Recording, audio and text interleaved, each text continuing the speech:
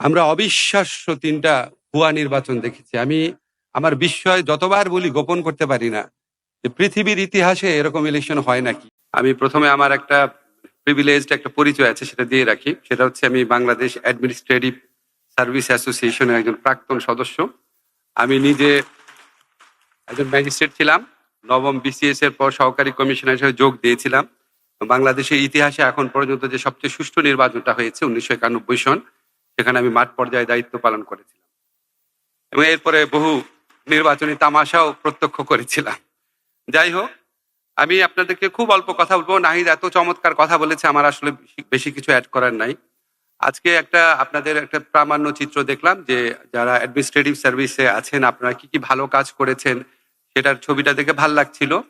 সত্যি আপনারা বন্যার মধ্যে অনেক কাজ করেছেন, দ্রব্যমূল্য নিয়ন্ত্রণে রাখতে কাজ করেছেন, ভূমি উদ্ধারের ক্ষেত্রে কাজ করেছেন, অনেক কাজ করেছেন। তখন মাঝে মাঝে দেখতে দেখতে মনে হচ্ছিল যে এত ভালো ভালো কাজ করতে পারছেন, আমাদের যখন একজন ডক্টর মোহাম্মদ ইউনূস স্যারের মতো যখন একজন নোবেল লরিয়েট আমাদের মাথার উপর থাকেন, আপনারা এত এত ভালো ভালো কাজ করতে পারছেন, অথচ আপনাদের অনেককে দিয়েই কি ধরনের অপকর্ম গত ফ্যাসিস্ট আমলে করানো হয়েছে।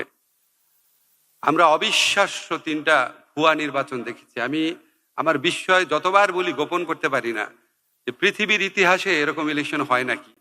একটা হচ্ছে একটা ভোট পড়ার আগে ১৫৩ আসনে ইলেকশন, একটা হচ্ছে রাতের বেলা আগের রাতে ইলেকশন, আর একটা হচ্ছে নিজের ইলেকশন, আমি ডামির ইলেকশন।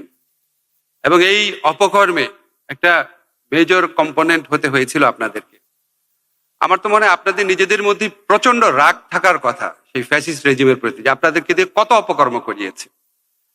এখন আমি জানি এখানে আপনারা অনেকেই মনের আপত্তি নিয়েই এইটাতে সামিল হতে হয়েছে, কিন্তু কারো কারো আবার অনেক অত্যুৎসাহ ছিল, অনেক বেশি আগ্রহ ছিল। আমাদের সেগুলি মনে আছে, কাউকে কোনো দোষারোপ করছি না। আজকে জুলাই গণ অভ্যুত্থানকালে আপনারা অল্প কিছু ফুটেজ দেখেছেন, এর চেয়ে অনেক নির্মম ঘটনা ঘটেছে, এর চেয়ে অনেক করুণ ঘটনা ঘটেছে, এর চেয়ে অনেক অনেক বড় বড় স্যাক্রিফাইসের ঘটনা ঘটেছে। আমরা যখন এখনো আহত ছাত্রদের কাছে যাই আর কি, স্থির থাকতে পারি না যে কত বড় নির্মম, কত বড় ভয়ানক, কত ভয়ঙ্কর একটা রেজিমকে এই ছাত্ররা জীবনের মায়া ত্যাগ করে, সত্যিকার অর্থে জীবনের মায়া ত্যাগ করে। আপনারা একটু আগে আসিফের ফুটেজ দেখলেন যে রেডি আছে, ওই ফুটেজে শেষ অংশে একটা কথা ছিল যে আমাদের যারা আন্দোলনের সামনে আছি আমাদের সবাইকে মেরে ফেলতে পারে, কিন্তু আপনারা আন্দোলন থেকে সরে আসবেন না।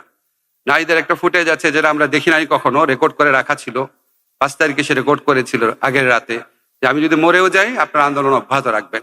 এমন তারা রেডি ছিল জীবন দেওয়ার জন্য, অনেকে দিয়েছিল।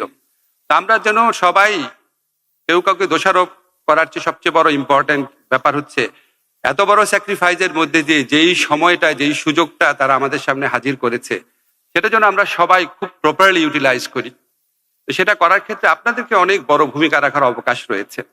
জেলা প্রশাসক যারা আছেন তারা সরকারের কর্মপরিকল্পনা প্রণয়ন এবং বাস্তবায়নের ক্ষেত্রে অনেক বড় ভূমিকা রাখেন।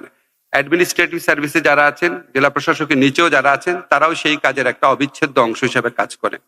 আপনারা জানেন যে আজকে ছাত্রদের নিজের হাতে গড়ে দেওয়া এই সুযোগকে ইউটিলাইজ করার জন্য, তাদের আত্মদানকে যথাযোগ্য সম্মান দেওয়ার জন্য, তাদের আকাঙ্ক্ষাকে বাস্তবায়ন করার জন্য আমাদের ডক্টর মোহাম্মদ ইউনূস স্যারের নেতৃত্বে উনার অদম্য আগ্রহে অনেকগুলা সংস্কার কমিশন হয়েছে, অনেক সংস্কার প্রস্তাব এসেছে।